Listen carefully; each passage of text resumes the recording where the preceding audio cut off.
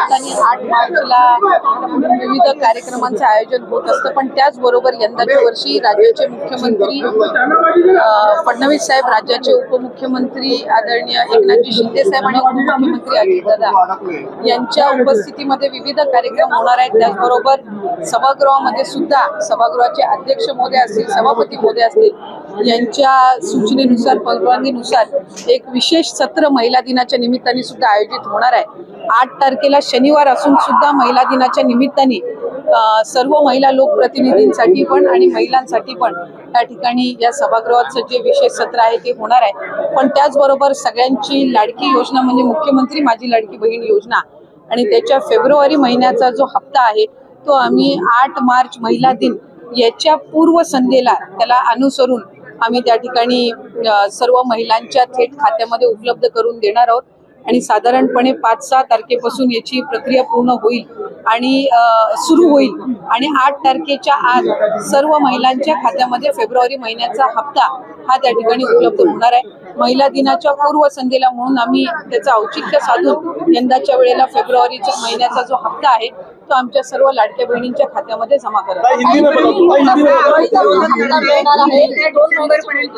80 लाख महिला ज्या आहेत ते या योजनेतून वगळल्या जातील, त्याचा विरोधक हे सुरुवातीपासून आरोप करतच आलेले आहेत।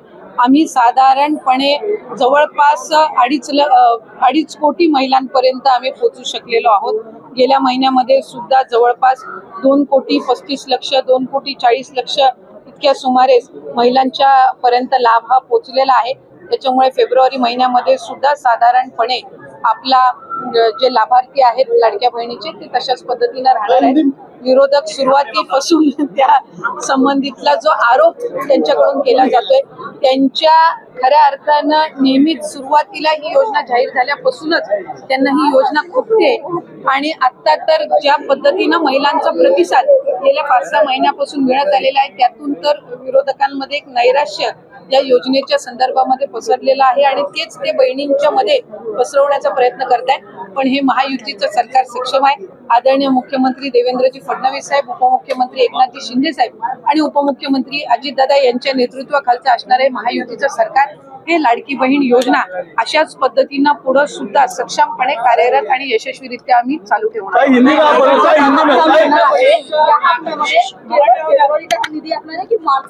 फेब्रुवारी महिन्याचा जो हप्ता आहे तो आपण महिला दिनाच्या पूर्वसंध्येला आपण महिलांच्या खात्यामध्ये जमा करणार आहोत आणि मार्च महिन्याचा जो हप्ता आहे तो अधिवेशनाच्या कालावधीमध्ये आपलं अर्थसंकल्पीय बजेट आहे आणि ते झाल्यानंतर ज्या वेळेला विभागाच्या वतीने उपलब्ध केलं जाईल त्यावेळेला तो हप्ता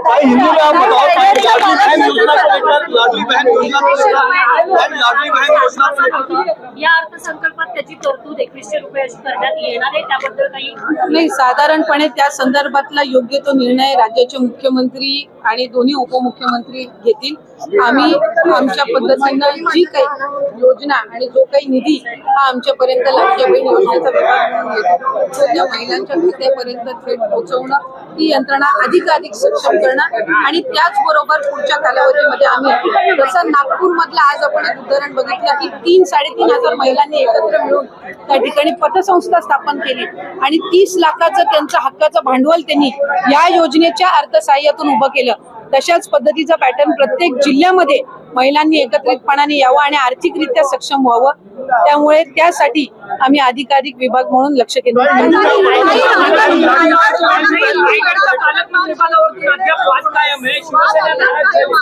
काल सन्माननीय मुख्यमंत्री देवेंद्र फडणवीस साहेब हे त्या ठिकाणी रायगड जिल्ह्यामध्ये होते।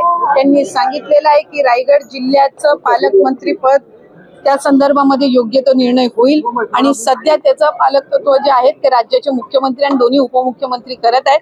त्यामुळे रायगड जिल्ह्याचा विकास हा कुठेही खंडित होऊ नये याची दक्षताही त्यांनी